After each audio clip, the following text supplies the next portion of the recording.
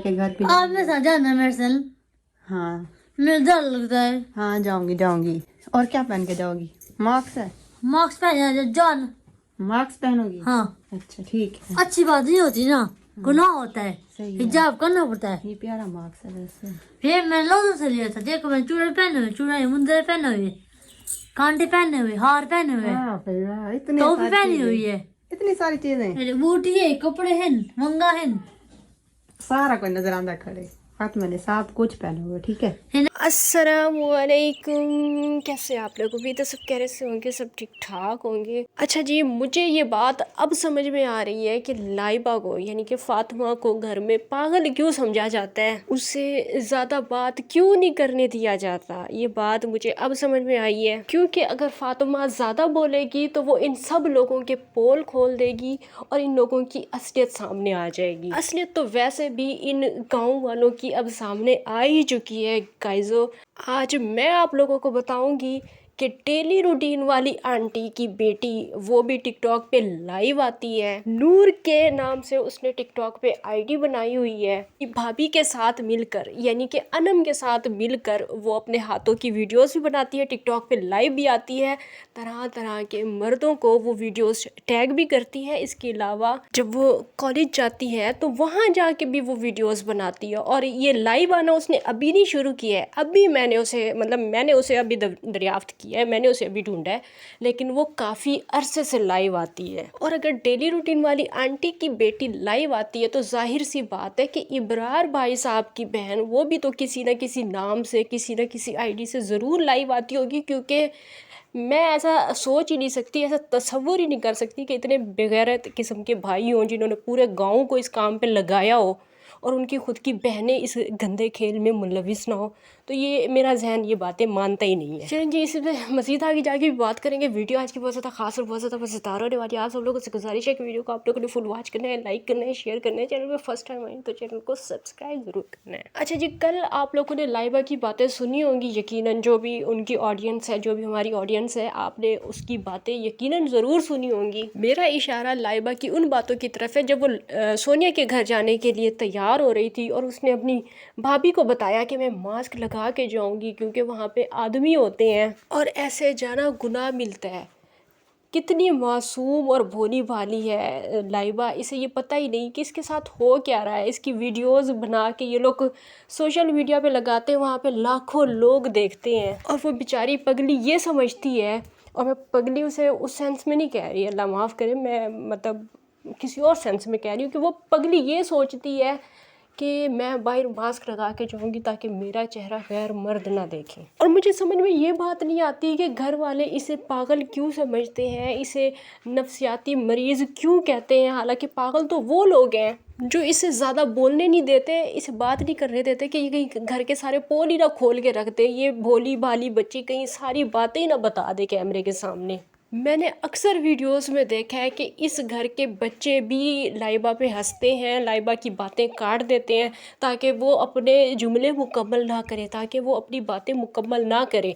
और आज मुझे अंदाज़ा हुआ कि वो लोग क्यों ऐसा करते हैं, क्यों उसे ज़्यादा बोलने से मना करते हैं, क्योंकि उसे इस तरह की बातें पता है, क्योंकि उसे गुनाह सवाब का पता है, क्योंकि उसे पता है कि ये बुरी बात है, ये बुरी बात है। ऐसे मुंह उठा के बाहर चले जाना, बगैर हिजाब के बाहर जाना, ये बुरी बात है, उसे इन सारी बातों का पता है। और अगर वो अपने भोलेपन में ये सारी बातें वीडियो के सामने करेगी तो फिर इन लोगों को शर्मिंदगी का सामना करना पड़ेगा, क्योंकि वो लोग नहीं चाहते कि लोगों को पता चले, पूरी दुनिया को पता चले कि लाइबा को गुनाह सवाब का पता है, अच्छे बुरे का पता है। पता नहीं क्यों वो लोग इसे पीछे पीछे रखते हैं और इस तरह की बातें उसे करने नहीं देते। और जब वह इस तरह की बातें कर रही होती है तो उल्टा उसको समझाया करें, उसे बताया करें कि बेटा हम तुम्हारे साथ कर क्या रहे हैं, तुम्हारे साथ जुल्म क्या हो रहा है, तुम तो बाहर बगैर मास्क के नहीं जाना चाहती, तुम तो लोगों को अपना चेहरा नहीं दिखाना चाहती, हम तो तुम्हें पूरी दुनिया में नशर कर रहे हैं। हम तो वीडियोस बना के हमेशा हमेशा के लिए, जब तक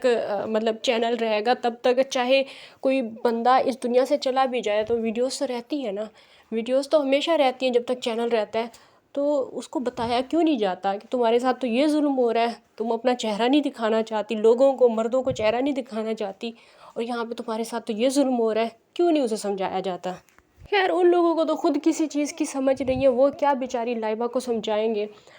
आप लोगों ने देखा कि कल वो लोग गए हैं सोनिया के घर और हाथों में सिर्फ एक बुके लेके चले गए, एक फूलों का गुलदस्ता लेके, और वो बच्चे की मुबारकबाद देने के लिए गए। मैं कहती हूँ ना देने वालों को शर्म आई और ना लेने वाले को शर्म आई कि ये हो क्या रहा है। कम से कम सोनिया ये डिज़र्व नहीं करती कि उसके बच्चे को पहली दफ़ा कोई देखने उसके घर वाले जा रहे हैं, उसके भाई भाभी और सारा मतलब पूरा ख़ानदान देखने के लिए जा रहा है, और एक फूलों का गुलदस्ता आप लेके जा रहे हैं। ये गंदा घिनौना मजाक ये सोनिया के साथ आप लोगों ने किया है। कम से कम सोनिया ये डिज़र्व नहीं करती थी। आज की वीडियो में बताया जा रहा था कि वह वो बता रही थी, क्या नाम है उसका, रिमशा बता रही थी कि मैं सोनिया के बेटे के लिए कुछ बनवा रही हूँ, एक सरप्राइज़ है। और बोला तो उसने इस तरह से है कि शायद कोई गोल्ड की चीज़ होगी, मतलब बनवा रही हूँ, उसे मुराद तो ऐसे ही होता है। लेकिन ऐसा ये लोग कर नहीं सकते क्योंकि इनको देने लेने का इन चीज़ों का पता ही नहीं है, इनको रस्म रिवाज का पता ही नहीं है। तो गोल्ड की रिंग बनवा के ये क्या ही बेचारी सोनिया के बेटे के लिए देंगे। और कोई इस तरह की चीज़ होती नहीं है बच्चों के हवाले से कि बनवाने वाली कोई चीज़ सिवाय कुर्तों के। तो मेरा ख्याल है कोई 2-4 कुर्ते ही बनवा रही होंगी और यही हम सब लोगों के लिए बहुत बड़ा सरप्राइज़ होगा। चलें जी, ये तो वक्त आने पे पता चल जाएगा कि कुर्ते बनवाए हैं या गोल्ड की रिंग बनवाई है। जो भी बनवाएंगे वो वक्त आने पे पता चल जाएगा। अभी हम बात करते हैं डेली रूटीन वाली आंटी के हवाले से। मुर्शिद हमारे वास्ते बस एक शख्स था। सॉरी, मैंने बीच में गाना लगा दिया। मैं आप लोगों की आगे बोलना चाहती थी और दिखाना चाहती थी कि ये अदनान भाई साहब के दूल्हा भाई हैं, मे बी, क्योंकि यकीनन नहीं कहा जा सकता। ऐसे 10 और लोगों की वीडियोस और 10 और लोगों को भी अदनान भाई साहब की बहन ने मेंशन किया हुआ है, और हर एक के लिए बड़े रोमांटिक सॉन्ग लगाए हुए हैं हमारी डेली रूटीन वाली प्यारी सी बच्ची आंटी की बच्ची ने।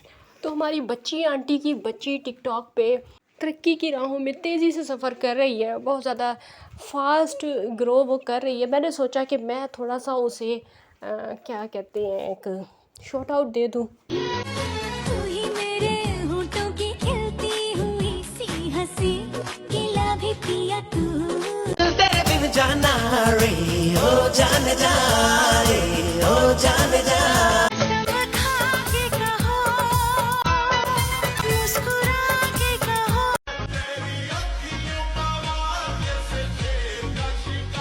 लड़कियों के मेकअप पे बहस करवा लो इन लड़कों से। खुद जो 1 घंटा लगा के फोटो एडिट करते हो वो क्या। गाइज़ो, मुझे यहाँ पे आप लोग सिर्फ एक सवाल का जवाब दें कि तकरीबन काफ़ी अरसे से ये टिकटॉक पे लाइव आती है, कभी डेली रूटीन वाली आंटी ने हमें इस बारे में क्यों नहीं बताया। मुझे यकीन है कि आप लोगों के पास इसका कोई जवाब नहीं होगा, लेकिन मेरे पास है इस बात का जवाब। डेली रूटीन वाली आंटी खुद भी लाइव आती थी, कभी भी उन्होंने अपने चैनल पे इस बात का जिक्र नहीं किया था। हालांकि मैंने आप लोगों को डेली रूटीन वाली आंटी की भी वीडियोस रिकॉर्ड करके दिखाई थी। और डेली रूटीन वाली आंटी की बहू यानी कि अनम, वो भी टिकटॉक पे लाइव आती थी और अभी भी शायद किसी आईडी से आती होगी, क्योंकि ये लोग नाम जो है वो 2 नंबर लोग हैं। गाइज़ो 2 नंबर लोग हैं, तो 2-2 3-3 इन्होंने नाम रखे हुए होते हैं। लेकिन हम क्योंकि रिएक्शन चैनल वाले जो हैं, तो हम इनकी वीडियोस जो ये टिकटॉक पे अपलोड करते हैं अपने अलग अलग नाम चेंज करके इस तरह से, तो उनकी वीडियोस को हम बड़े गौर से देखते हैं, तब जाके हमें पता चलता है कि ये डेली रूटीन वाली आंटी का घर है, ये उनकी बेटी के हाथ है। मतलब पहले जो उन्होंने कभी मेहंदियाँ लगाई थी उन चीज़ों से आइडिया लगा के आप लोगों को प्रूफ के साथ वीडियोस दिखाते हैं। लेकिन डेली रूटीन वाली आंटी खुद ये सारी बातें क्यों नहीं बताती, क्यों छुपाया जाता है कि उनकी बेटी, उनकी बहुएँ, उनके ख़ानदान की वो औरतें जो यूट्यूब पे सामने नहीं आती, वो टिकटॉक पे लाइव आती हैं, क्यों छुपाया जाता है। जो यूट्यूब पे इतनी मासूम छोटी बच्ची बनी हुई होती है, बच्चों की तरह बातें कर रही होती है, टिकटॉक पे इसने लोगों को यार यार कहा हुआ होता है। फिर मैं अगर यहाँ पे बात करूँगी तो फिर आप लोग मुझे कहेंगे कि मैं इस तरह की बात करती हूँ, लेकिन कहना पड़ता है कि टिकटॉक पे इसने यार बनाए हुए होते हैं। यहाँ पे इतनी छोटी छोटी काकी बन रही होती है और हम लोगों से इनकी ये सच्चाइयाँ छुपाई जाती हैं। हम लोगों से छुपाया जाता है कि ये तो छोटी बच्चियाँ हैं, ये तो मासूम है, ये तो अभी फीडर पीती काकियाँ हैं, बच्ची आंटी की बच्चियाँ हैं ये। और दूसरी तरफ हम टिकटॉक पे जाके देखते हैं तो हमें पता चलता है कि ये बच्चियाँ नहीं हैं, ये बच्चियाँ अब बच्चे पैदा करने के काबिल हो चुकी हुई हैं, ये बच्चियाँ नहीं हैं। और छुपाया सिर्फ इस वजह से जाता है हम सब लोगों से, मतलब जितने भी हम यूट्यूब पे इनके सब्सक्राइबर्स हैं, हमसे इस वजह से छुपाया जाता है कि ये हमारे सामने बड़े शरीफ लोग हैं, हमारे सामने ये बड़े ऐसे मासूम लोग हैं, हमारे सामने ये बड़े छोटे से लोग हैं। छुपाने की सिर्फ़ और सिर्फ यही वजह है, यही वजह है कि कहीं सच्चाई ना सामने आ जाए, कहीं लोगों को ये ना पता चल जाए कि हमारी बच्चियां तो बच्चियां नहीं रही, हमारी बच्चियां तो हैं, बच्चों को पटाती हैं टिकटॉक पे, लोगों से गिफ्टिंग लेती हैं, वो तो मतलब बच्चियां हैं ही नहीं, किसी एंगल से वो बच्चियां ही नहीं हैं। चलिए जी, फ़िलहाल के लिए इतनी ही काफ़ी है, आज की सच्चाई मेरा ख्याल है इतनी काफ़ी है। अल्लाह करे ये लोगों को हज़म हो जाए। और मेरा नेक्स्ट टारगेट जो है वो इंशाल्लाह इब्रार भाई साहब की बहन की मैं सच्चाई आप लोगों के सामने लाऊंगी। वैसे रह तो कुछ नहीं गया है गाइस, रह पीछे कुछ भी नहीं गया है, लेकिन फिर भी आप लोगों को मैंने एक दफ़ा दिखाना ज़रूर है, इन लोगों का मकरूह चेहरा मैंने आप लोगों को दिखाना ज़रूर है कि कितने दोगले लोग हैं ये। चलिए जी, फ़िलहाल के लिए इतना ही काफ़ी है। इंशाल्लाह नेक्स्ट वीडियो में फिर से आप लोगों के साथ मुलाकात होगी, तब तक के लिए इजाज़त दीजिए। अल्लाह हाफ़िज़।